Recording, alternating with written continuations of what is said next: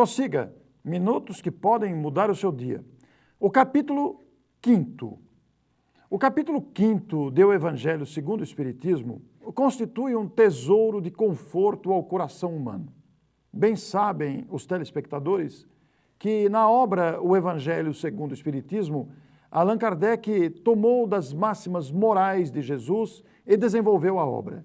O Evangelho segundo o Espiritismo é a terceira obra da codificação espírita e foi lançada em 1864. Cada capítulo tem como título uma máxima moral de Jesus.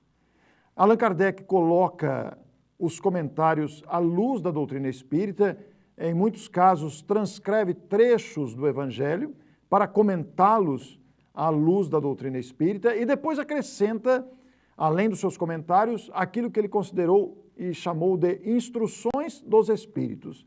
Não são em todos os capítulos, mas na maioria deles, sim.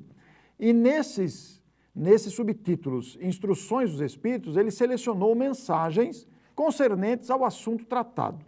Quando dizemos que Allan Kardec comenta as máximas à luz do Espiritismo, é que ele se utiliza dos princípios fundamentais do Espiritismo para comentar os ensinos do Evangelho.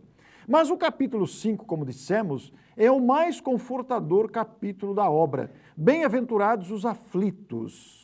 E depois de comentar isso, que é um comentário equivalente às bem-aventuranças, bem-aventurados os que choram, Allan Kardec selecionou para Instruções dos Espíritos valiosíssimas mensagens assinadas pelos benfeitores espirituais concernente ao tema das aflições. Então vamos encontrar lá, por exemplo, tormentos voluntários, quando ele se refere ao ciúme e à inveja, e os espíritos falam dos prejuízos desses dois sentimentos. Mas ele também vai incluir a infelicidade real, quando Lázaro comenta que a infelicidade não é a morte, não é a miséria, não é a doença, mas são as consequências de um próprio ato. O ato de um segundo, de alguns minutos, o prazer efêmero de alguns minutos, podem resultar em séculos, em muitas aflições no futuro. Igualmente, ele vai abordar a questão das mortes prematuras, a chamada perdas de entes queridos, quer dizer, é um capítulo valiosíssimo. Muitas pessoas escrevem e abrem o seu coração, mostram seus dramas, e eu não tenho dúvida. Eu indico o capítulo 5 do Evangelho segundo o Espiritismo. Vá lá, comece pelo capítulo 5º.